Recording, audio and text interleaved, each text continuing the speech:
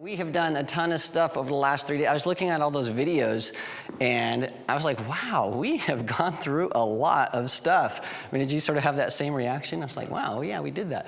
So day one, we did a solid foundation. We talked about the exposure triangle and what that means to our ambient light. We learned about the exposure triangle for our flash. We had discovered that there are two different things. We learned about the appropriate amount of light. We learned about the pre-flash on our camera, and we called that the ninja that goes out and secretly figures things out. We learned about through the lens metering and the strengths and weaknesses of that. Yesterday we talked a bit about modifying light, getting our flash off the camera. We went up on the rooftop. We tried to overpower ambient light, which really means underexposing ambient light and popping in some flash to get some interesting things. Had a lot of discussion. We did a shoot at night, which is awesome. Today, we're going to take all of that stuff that we've learned and we're going to put it into practice. Basically, we're going to have a lot of fun today. Today's fun. Woo! It's going to be shoot, shoot, shoot, shoot, shoot.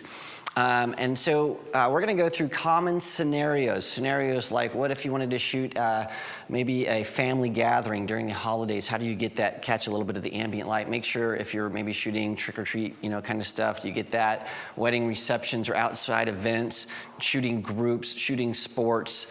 We've got several of those things. And so we are going to be shooting almost all day.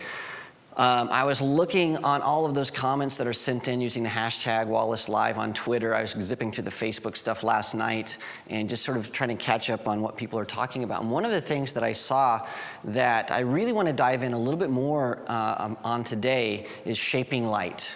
I really want to talk a little bit more about shaping light before we get into those scenarios. We touched on this a little bit yesterday, but I really think we can go a step farther on this. And so we're going to talk about that first. We're going to talk about light shaping. We're going to start by talking about some of the stuff that, Colby, we talked about yesterday with what happens when you zoom that flash, apples to oranges, that thing. I have a demo that we created. We're going to do that. We're going to talk about the position of light and how that affects contrast. We're going to talk about distance from subject inverse square law. We're not going to really show you the inverse square law on all the math. We're just going to show it to you what happens in reality. And then we're going to talk about the size of light. So position, distance, size.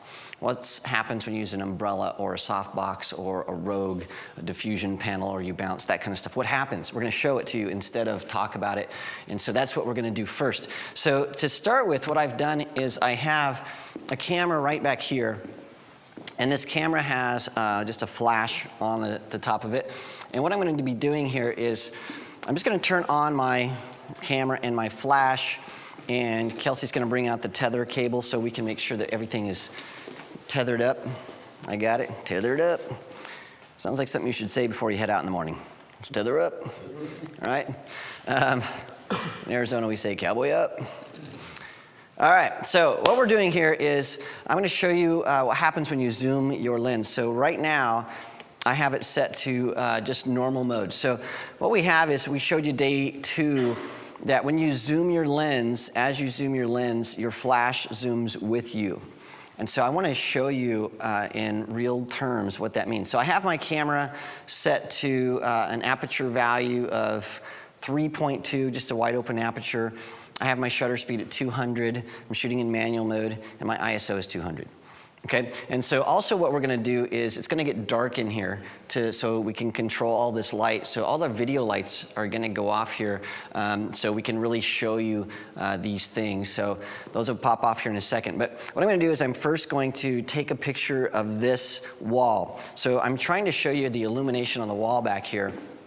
And if it is evenly illuminated or if it is not evenly illuminated. So can somebody grab that light right there? That'd be awesome. All right, so those are popping off. So I'm going to first take this wall and take a shot of it. And those lights are, somebody's going to, yeah, John will get those.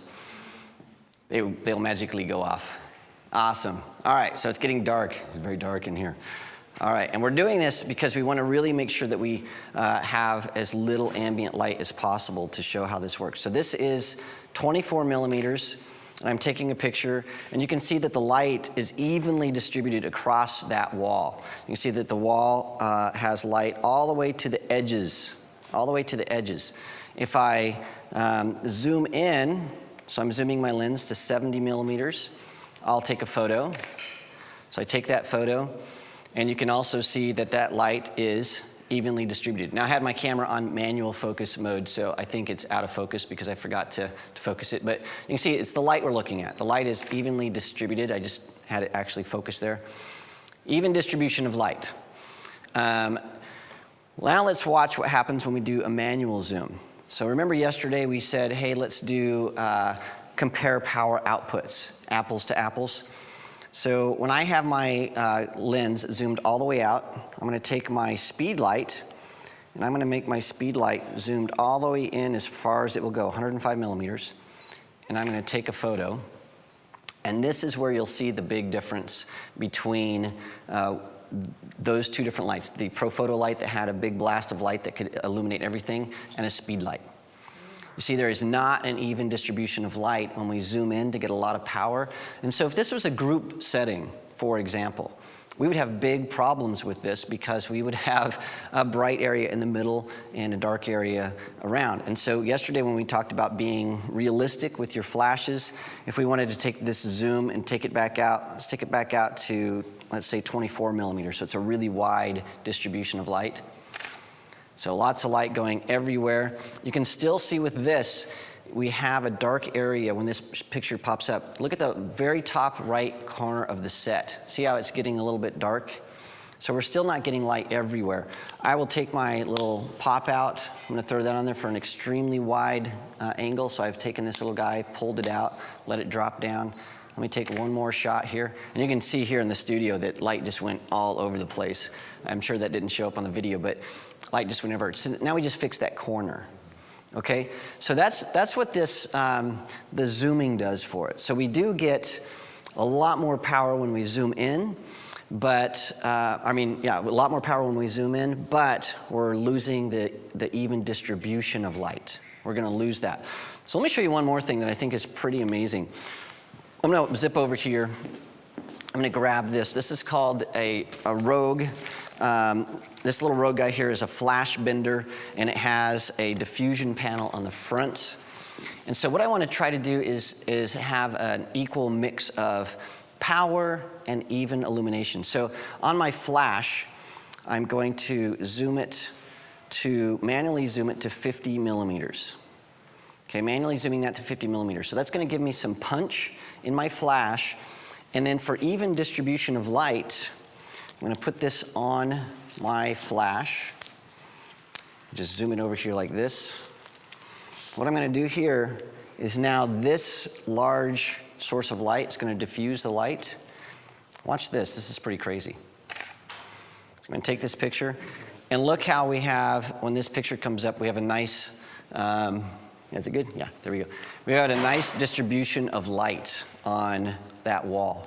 And so by using this large modifier like this, we're able to maintain some power and get a nice soft distribution of light. Instead of having a really hard light, we're getting a soft light. And we're going to show you more of that when we start shooting groups. But this little Rogue softbox basically is what this is. Really will make a huge difference. Okay, I'm going to show you one more thing. We're going to switch over to Nikon for this. And I think we're okay with turning on the studio lights for this next demo. I think we'll be able to do that. So people at home can see me. I'm not going to be so dark. So what we're going to do is we're going to bring out a Nikon camera. And we're going to show you some stuff that Nikon does that Canon treats a little bit differently. And if we had time, I'd throw the Profoto out here just to show you that it has even distribution at that full power. It would light up everything. So again, these guys are not magic. Okay, so what we're going to do is we're going to do live view on this camera. And it's pretty cool, so I'm throwing on live view here. The fun thing with live view is I can't see unless I'm looking at the TV. All right, awesome. So you can see all of the settings that I have. So I'm going to take my shutter speed up to about 200, just so we can take the power of the ambient light down. So you can see I'm just getting rid of the ambient light. Okay, doing that. I'm going to turn on my flash. I have my flash set to just normal, even distribution here. The zoom is set to zoom with my lens, just like the Canon did. But what I want to show you, I'm not going to show you that we can manually zoom it and it will change because we've already seen that. But Nikon Speedlights have something that Canon Speedlights don't. So Canon Speedlights treat their distribution of light with just the zoom. Nikon Speedlights have the zoom, but in addition to that, they have something else, and it's, if I push the zoom button on this Speedlight, you can see that now I have this little icon right down here. And this is an SB910, and different Speedlights do this a little bit differently, different Nikon Speedlights. Some of them have a little switch on the side.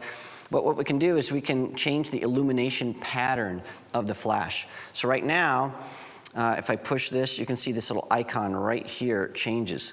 So it goes from no icon to a white icon to these little beams coming out. So what that is right here where there's no icon, that is a even distribution. So that's an even distribution. So if I take a shot there, you can see we have light that's evenly distributed. In fact, I'll zoom way out, take another shot. Even distribution of light. If I push this once, I have a wide distribution of light, our normal distribution of light there. Take a picture. You can see that we get nice coverage, but we have a little bit different coverage. If you look up the upper right-hand corner, that's different. The one that I think is the most significant, though, so we have even, wide, and then we have another one that is center-weighted. So if we want more of the light to go into the middle and have a nice sort of fade out at the sides, we can do that as well. And so these all look pretty good, but if you look closely, you can see that the center of this is a little bit brighter than the outside. It's a little bit more white than the outside. It's a very subtle thing. And so you have the ability to also zoom. So I'll zoom this guy in. So you can see that I'm zooming that in. So we can do that just like we did with the Canon. But then from that zoom, then I can change how that works. And so I'll put this so it's a little bit wider distribution of light. So I'm zoomed in, but you can see it's a little bit wider. So you have a little bit more control with the Nikon Speedlight as to how that light is distributed. So that's the zoom stuff. I wanted to make sure that we showed that.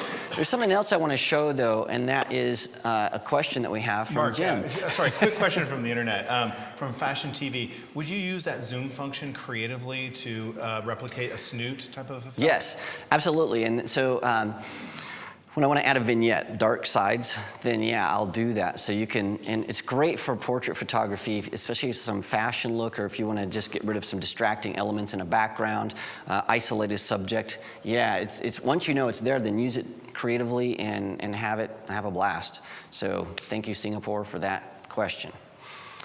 Okay, do we have another question before we zip on? We're good. Okay. So what we want to talk about next is the position of light. I'm going to grab the whiteboard here. And so, Kelsey, if you just roll that out for me. This is key, critical to understanding light. The position of light matters, and it matters a lot. And so I'm going to go through this very quickly, and then we're going to show it. And so Sarah's back there somewhere, right? Yeah, I see her waving. Okay. Good morning. So Sarah's back there. Okay, so if we look top down, so this is the top of your subject's head. Now, subject can be a person, subject can be still life, it could be mountains, it could be anything. For our application, we're going to talk about shooting a person, but it could be anything. If your camera is here, and you have a light here, we're going to make our lights just little circles and arrows. The light is coming this way.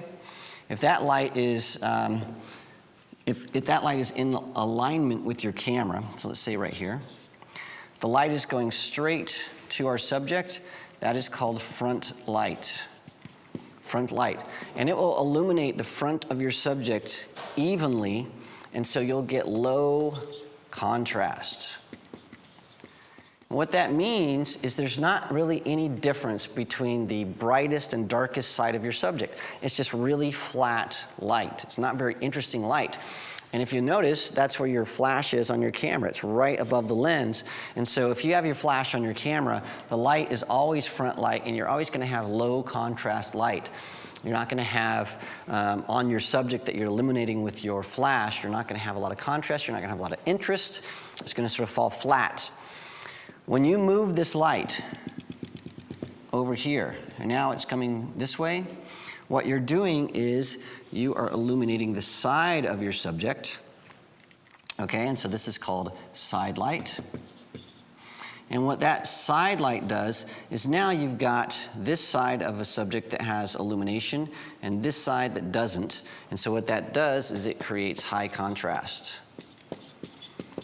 And it creates shadows, it creates more interest, it creates depth, it creates form.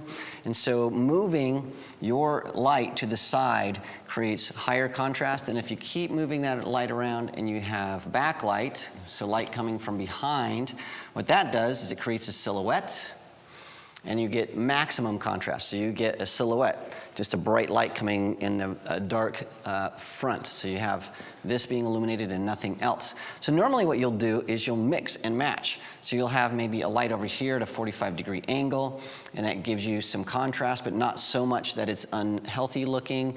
You'll add maybe a light back here as a kicker to add some highlights to a subject. Maybe you'll need a reflector or something over here to fill in some of that light to change contrast. And if you look at a portrait like this, you can see that the light has been moved to add a brighter side to the face and a darker side of the face to get more contrast. And then we had a light coming from behind to add this silhouette, but it's not a silhouette because we added some light in the front. Up here, we've added a little kicker light, a little highlight from behind. So where your light is really, really matters. So what we're gonna do to really show you this, Kelsey is gonna help me out. We're gonna get rid of that panel. I'm going to put my camera on a tripod. So John, can you help get rid of this Nikon here? The reason we're using the Canon is because we can tether with it.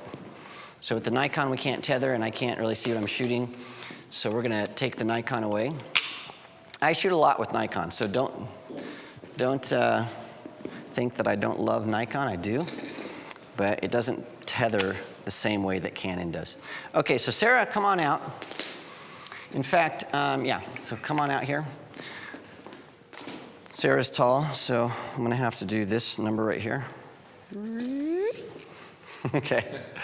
All right, let's have you take a step forward, just a couple steps forward. Okay, perfect, perfect.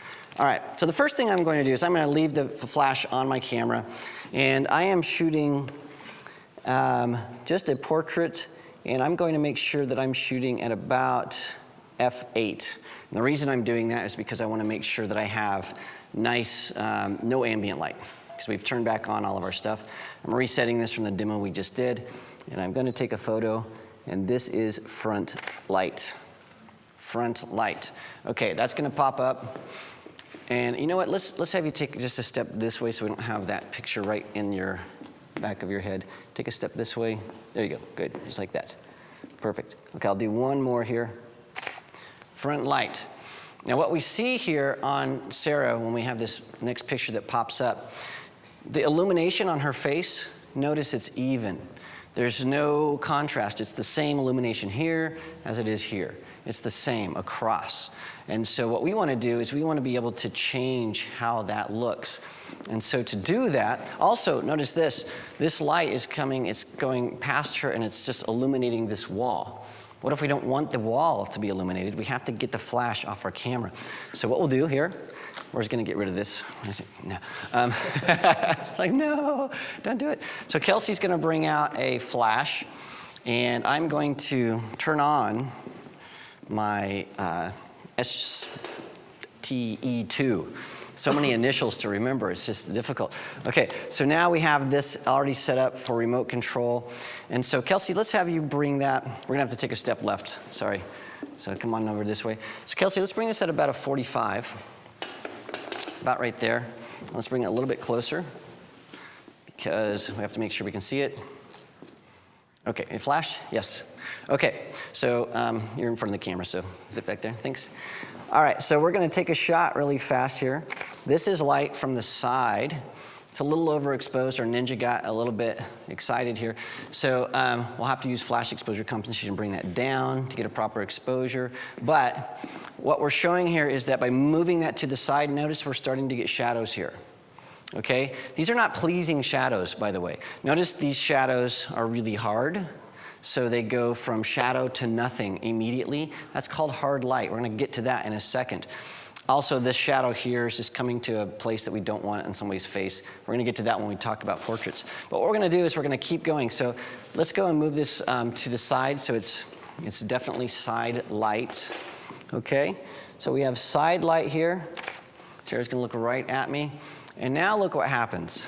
And this, by the way, is one of those ninja problems that we're going to have. When this pops up here, you can see that we have high contrast. Why is her face overexposed? We should know this by now. What is the reason? Anybody know? Pre-flash. Yes, but why is the pre-flash getting it wrong? Because it's trying to meter, your flash is at such an angle in Yes. comparison to the lens that the pre-flash is bouncing at such a weird angle. Yeah, so and when it looks at the scene, it's looking at the whole thing, right? It's looking at everything. And what it's saying is the whole thing should average out to medium gray. And the only thing that it's seeing is this little strip of her face and the side of her face. That's the only thing that the flash is illuminating.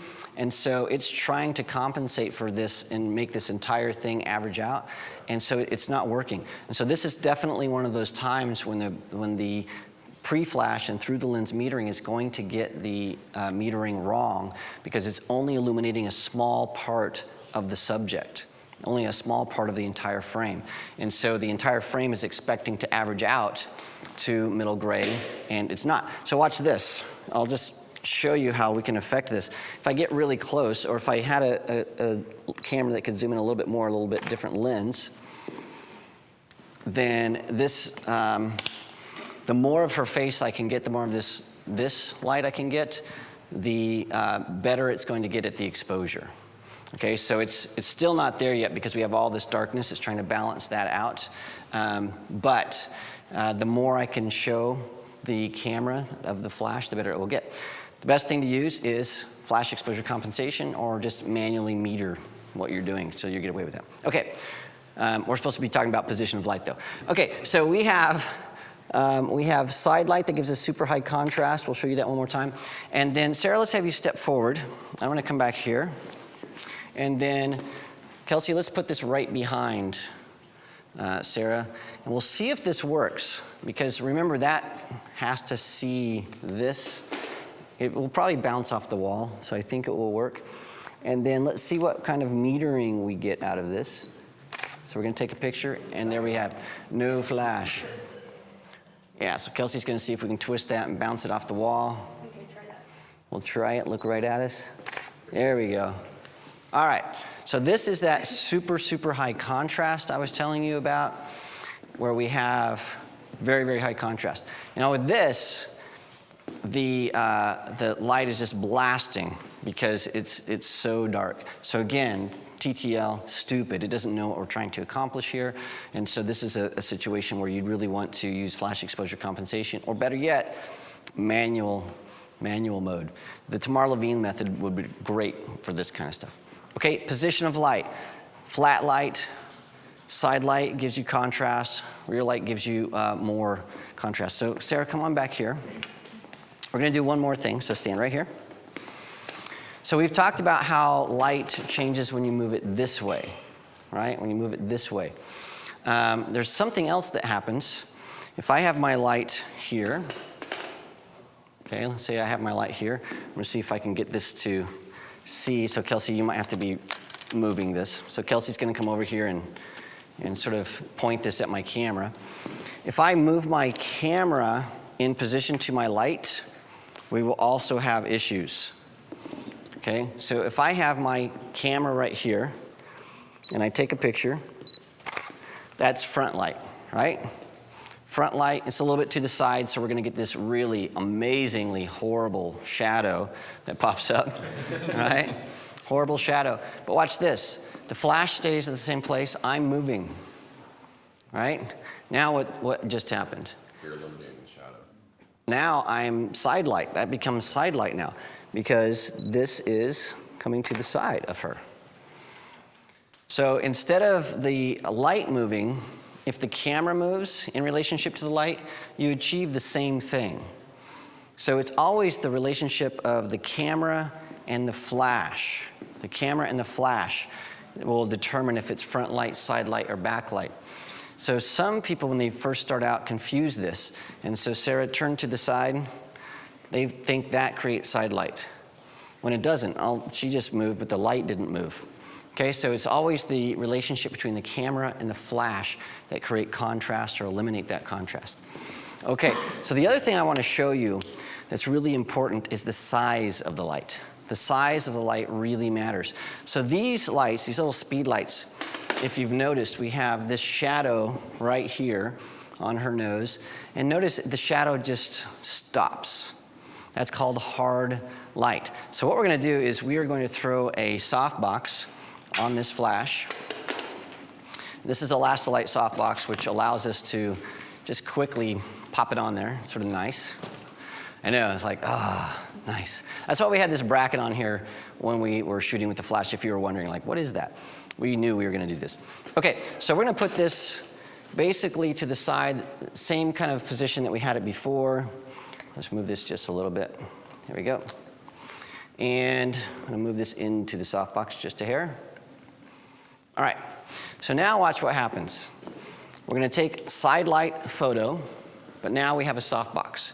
We really care about the shadows. That's what we care about. The shadows are what we care about. So when these shadows pop up, you'll see that they're softer, but we can even do something else. So see how that shadow fades away? So we change the quality of light by changing the size of the light. Okay, the larger the source of the light, the softer the light is. Now there's something else that's very, very important. There's something called effective size. And that means that if I have this light really close, so just stay right there, really close, I'm not going to make this fire. If it's really, really close like this, okay? So let's do this so that the camera can see. So come right this way. Yeah, so I'm going to turn you this way, like that. So we have this really close. What's happening is this part of the softbox is falling in front of her. So we're going to have to be at one of these cameras here to see it. So yeah, there we go. So this part of the softbox is illuminating all around, right? And so this isn't just having light coming straight out, light's going in all different directions. So it is illuminating this side of her face, it's illuminating all kinds of things, and so we wouldn't have it that close, but it's killing shadows effectively. Okay? If we move this farther away, the farther away we move this, the less light that's able to wrap around. Okay? So let's have you stand right there. Isn't Sarah awesome? We're just like stand there, move there, go there. So light that's close is going to be soft. If I move this light way back here, that light is going to become very hard. Not very hard, but much harder. And so we want to prove it. We're going to have this light really close. And Kelsey's going to have to help me with this. I'm giving the camera operators conniption fits by doing all this stuff. Like, it's live and awesome. So we're going to have this very, very close. Where are you shooting from? From right here. Okay. So Sarah, take half a step back. There we go. Yep, and look me this way. Okay, really, really close light. Okay, so that's nice and soft. You'll see that moving sort of softly off. Right here, it'll come off. Nice, very, very soft transitions. Okay, so Kelsey, let's move that way over maybe where Jim is. Yep. Yep. Awesome. We're not going to take out any cameras.